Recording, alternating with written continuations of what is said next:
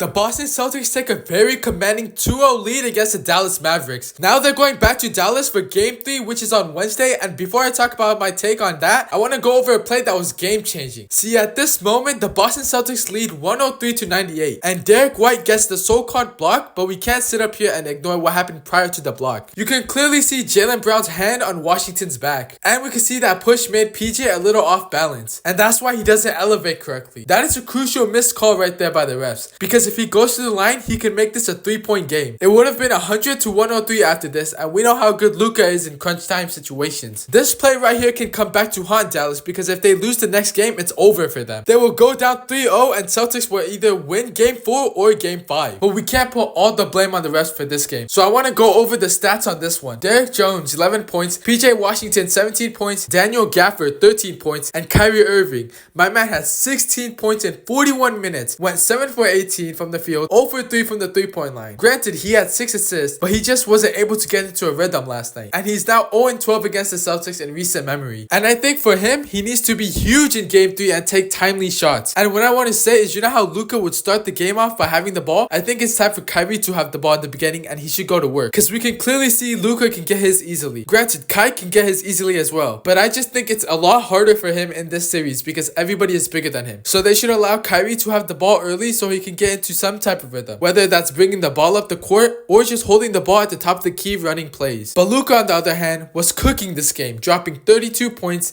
11 boards, and 11 assists. Now, if you look at these stats, you would think he had a great game. But as far as taking care of the ball, he just didn't do that very well. He had 8 turnovers in Game 2, and the Celtics have been making it very hard on Luka, specifically Jaylen Brown, with applying pressure the whole game. Another thing is that Luka is getting blown by almost every single possession he's guarding, whether it's Tatum or Brown. And what that's doing is it's collapsing the defense, right? So if I drive and go by you, I can kick it out for an open 3. And the Celtics love open 3s. They love catch and shoot 3s, and they will not hesitate shooting it. And we saw that last night because they went 10 for 39 at the 3-point line. And normally a team will start driving more, but they just stuck with it and just kept jacking them up. But if you really think about it, had they made just 4 more 3s, this game would have been over by the time the 4th rolled around. They were already up 83-74 heading into the 4th. So if they made 4 3s, that's 12 points. And now we're looking at a 21-point lead. And who knows if the Mavs can come back from that. And the ability for the Celtics to get paint touches is insane right now. And off the bench right now, they are only getting 10 points. The Celtics starting 5 is just doing everything for them. But I just think Kyrie needs to step it up on both ends of the floor, particularly the offensive side, because the defense will come. I do believe the Mavs will win Game 3 because they have the home crowd. Kyrie feeds off energy, and that can potentially ignite their defense. Moving on to the Celtics now. Jaylen Brown has been on a tear so far this series. He was clearly the Finals MVP in Game 1, and last night he puts up 21 points,